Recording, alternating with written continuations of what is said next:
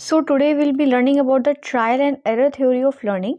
So this theory was propagated by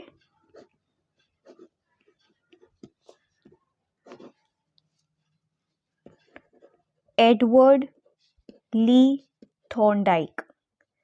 तो ये जो trial and error theory of learning है ये किसने दी थी? ये दी थी एडवर्ड ली थॉर्नडाइक ने। ठीक है, तो अकॉर्डिंग टू थॉर्नडाइक, इनके अकॉर्डिंग की थ्योरी ऑफ लर्निंग में इन्होंने क्या बताया था? इन्होंने ये बताया था कि according to Thorndike learning is nothing. Okay, इन्होंने बोला कि learning is nothing but the stamping in of the correct responses and stamping out of the incorrect responses through trial and error। Okay, इन्होंने बताया कि learning is nothing but the stamping in of the correct responses and stamping out of the incorrect responses through trial and error. Through trial and error you learn various things. Okay, so he proposed this theory with an example of a hungry cat placed in a box. So तो trial and error के through आप learning करते हो या कुछ भी सीखते हो, आप ट्राई करते हो, उसमें एरर आता है, उसके बाद फिर से आप ट्राई करते हो, you make number of responses, then again the error occurs and then gradually you learn that particular thing. ठीक है, तो ये चीज़ है लर्निंग। अब इन्होंने जो थ्योरी प्रपोज की थी trial and error theory of learning, इसमें इन्होंने एक फिश और एक कैट का एग्जाम्पल दिया था। ठीक है, एक कैट का एग्जाम्पल देकर इन्होंने अपनी थ्योरी समझाई थी। एडवर्ड ली थॉर्नडाइक ने क्या किया था? एक कैट को एक बॉक्स में प्लेस किया था। You can see in this diagram there is a box, इसमें एक कैट है। ठीक है, इन्होंने एक बॉक्स में कैट को प्लेस किया था और सिर्फ एक डोर था एग्जिट के लिए। This door is for only exit. There was only one door for exit which could be opened by correctly manipulating a latch. इसमें एक लैच लगा हुआ था और इस लैच को जब आप मैनिपुलेट करोगे तभी ये डोर खुल सकता था। अब इसके बाद इन्होंने क्या किया? इन्होंने डोर के बाहर एक फिश जो है प्लेस कर दी थी आउटसाइड द बॉक्स। बॉक्स के बाहर इन्होंने एक फिश रखी थी which worked as a strong motive for the cat to come out of the box. जो कि एक स्ट्रॉन्ग मोटिव था किसके लिए? कैट के लिए। For what purpose? To come out of the box. Consequently, the cat made a number of random movements such as biting, clawing and scrambling around as it struggled to come out of the box. जब cat को इसके अंदर डाला गया तो cat ने क्या किया? बहुत सारे रैंडम मूवमेंट्स किए, जैसे कि biting, clawing and strangling around as it struggle to come out of the box. Box से बाहर आने के लिए उसने कुछ रैंडम मूवमेंट्स किए और इन्हीं रैंडम मूवमेंट्स में बाय चांस क्या होता है? ये जो लैच होता है वो लैच खुल जाता है कैट से। ठीक है, और जैसे ही लैच खुलता है वो डोर ओपन हो जाता है और कैट बाहर आती है और उसको अपना रिवॉर्ड मिल जाता है, that is the fish. Okay, so another trial में ये हो गया एक ट्रायल। ठीक है, अनदर ट्रायल में क्या हुआ? यही सेम प्रोसेस रिपीट किया उन्होंने। दोबारा से कैट को बॉक्स के अंदर रखा, बाहर बॉक्स के एक उन्होंने फिश को प्लेस किया और लैच लगा दी। ठीक है, अब इस बार क्या हुआ? इस बार जो है कैट को कम टाइम लगा बाहर आने में। क्यों? क्योंकि कैट को पता था कि कुछ रैंडम मूवमेंट्स करने के बाद जो है लैच को मैनिपुलेट किया जा सकता है और लैच को ओपन करके वो बाहर आ सकती है and the cat can have its reward, that is the fish.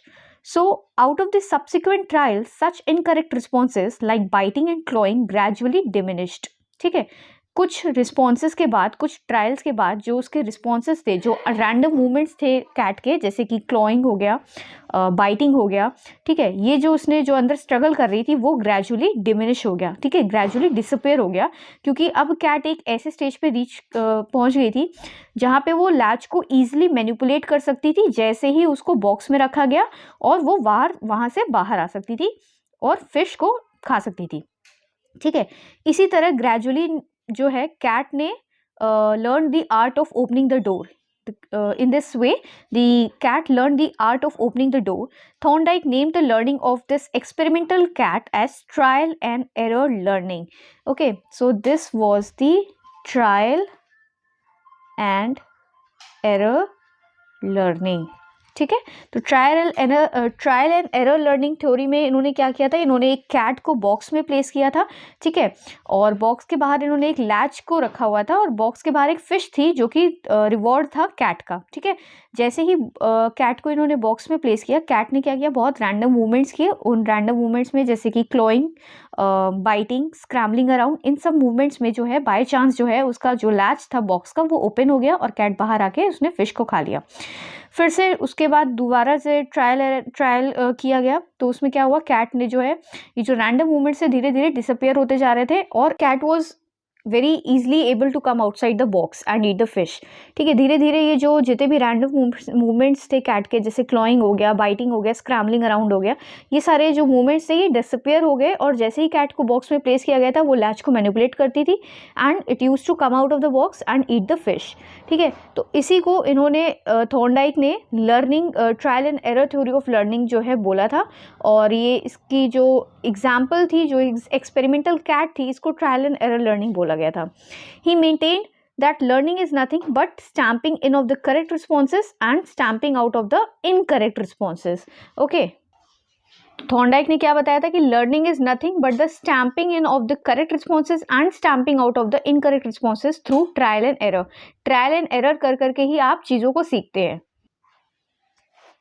अभी जो हमने ये कैट वाला एक्सपेरिमेंट देखा, उस कैट वाले एक्सपेरिमेंट में थॉर्नडाइक ने बताया था कि लर्निंग के जो एलिमेंट्स होते हैं, जो प्रोसेस ऑफ लर्निंग है उसके कुछ एलिमेंट्स होते हैं।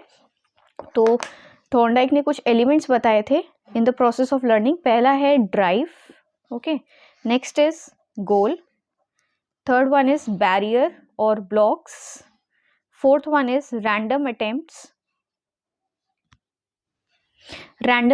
To overcome the barriers, chance success, selection of the correct response, fixation of the correct response in the neuromuscular system of individual.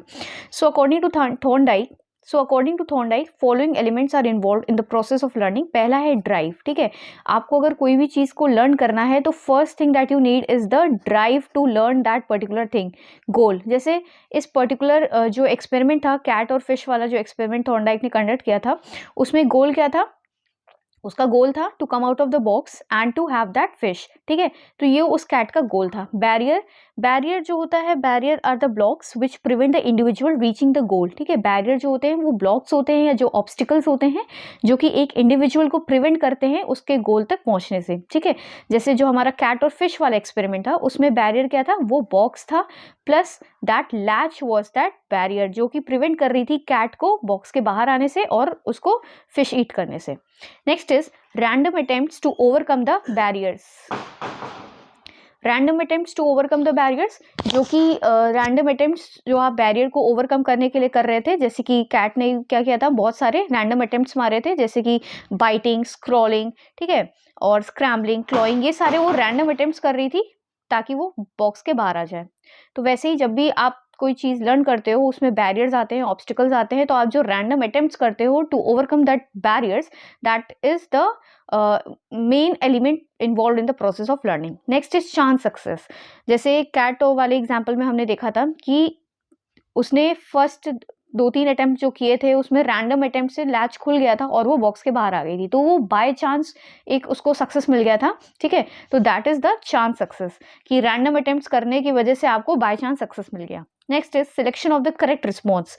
फिर कैट ने लर्न किया कि कैसे वो लैच को मैनिपुलेट कर सकती है और बॉक्स के बाहर आ सकती है, तो you have to select your correct response in the process of learning. Next is the fixation of the correct response in the neuromuscular system of individual. आप जब अपने जो भी रिस्पॉन्सेस करते हो, ठीक है, या जब कोई भी चीज़ आप लर्न करते हो ट्रायल एंड एरर थ्योरी से, fixation of the correct response in the neuromuscular system of individual, जो भी आपने करेक्ट रिस्पॉन्स को सिलेक्ट किया है अब वो आपको बिल्कुल फिक्स कर लेना है कि हाँ this is the correct response, और इसी को लेके चलोगे तो then you will be able to learn that particular thing. Okay, next we are going to study about the educational implications of Thorndike theory. अभी जो हमने ट्रायल एंड एरर थ्योरी पढ़ी थॉर्नडाइक की, इसके क्या क्या एजुकेशनल इम्प्लीकेशंस हैं, ठीक है, क्या क्या एप्लीकेशन है। तो first is according to Thorndike, when a child is ready to learn he learns more quickly and effectively. He wants that the child should not be forced to learn when he is not ready, and also not to miss any opportunity of providing the right learning experiences when the child is prepared to learn.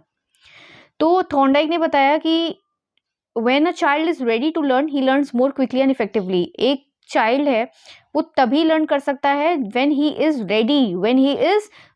ready to learn more quickly and effectively. जब तक वो खुद से learn करने के लिए तैयार नहीं है, खुद से लर्न करने के लिए रेडी नहीं है, you can not force him. Okay, so he wants, Thorndike ने वार्न किया कि child should not be force to learn when he is not ready. Okay, so if a child is not ready to grasp anything, is not ready to learn something, you cannot force him to learn.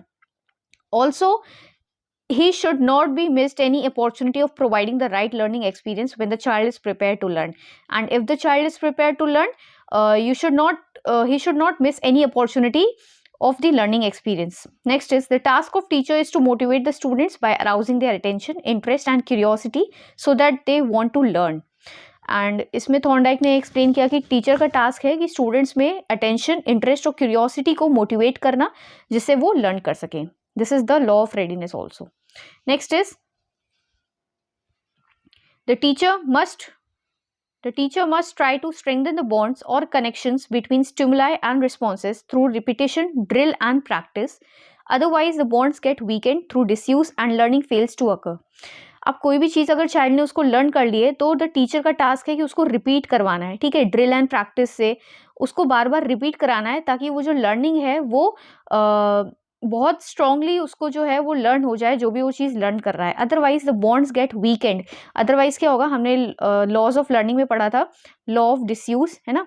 तो जो भी चीज़ उसने याद की है अगर वो उसको रिपीट नहीं करेगा बार बार या उसको प्रैक्टिस नहीं करेगा तो because of that law of disuse जो लर्निंग है वो खराब हो जाएगी, डिसयूज हो जाएगी. There will be no use of disuse, वो भूल जाएगा उस चीज़ को. Next is the child must be provided with learning experience which gives him a sense of satisfaction. The child must be suitably rewarded as relevant to make learning effective. This is the law of effect. इसमें इन्होंने बताया है Thorndike ने कि learning अब जब आप दे रहे हो चाइल्ड को तो उसके साथ साथ आपको रिवॉर्ड भी देना है. ठीक है, जैसे कैट का रिवॉर्ड क्या था, फिश था. ठीक है, तो उसी तरह जब चाइल्ड को जब आप लर्निंग दे रहे हो, जब चाइल्ड लर्निंग कर रहा है तो उसके रिवॉर्ड में you have to give some reward also. ठीक है, next is the learner should try to see the similarities and dissimilarities between the different kinds of responses to stimuli and by comparison and contrast try to apply the learning from one situation to another similar situation. Okay, जो learner है उसको जो भी उसके responses हैं या stimuli है उसमें उसको सिमिलैरिटी और डिसिमिलैरिटी फाइंड करना चाहिए और कंपेयर करके कोई दोबारा ऐसी लर्निंग आती है, कोई दोबारा ऐसी सिचुएशन आती है तो वो अपनी उस पुरानी लर्निंग को वहाँ पे अप्लाई कर सकता है. ये उस चीज़ को ये लर्नर को पता होना चाहिए. ठीक है, next is the learner should be encouraged to perform his task independently. He must try various solutions to the problems before arriving at the correct one. The learner should be encouraged to perform his task independently. Learner को encourage किया जाना चाहिए कि वो अपना task independently perform करे. साथ ही साथ he must try various solutions to the problem before arriving at the correct one. कोई भी एक correct response पे आने से पहले उसको कई सारे जो भी responses है सारे ही responses उसको try करने चाहिए. ठीक है, वही जो थॉर्नडाइक ने बताया था, stamping in of the correct responses and stamping out of the incorrect responses. तो किसी भी एक correct response पे पहुंचने से पहले उसको सारे ही response try करके देखने चाहिए. Okay, so this was the Thorndike trial and error theory of learning. In the next video we'll be learning the conditioning theory of learning by Ivan Pavlov. I hope you all must have understood the video, and if you like the video please like, share and subscribe to my channel. Thank you.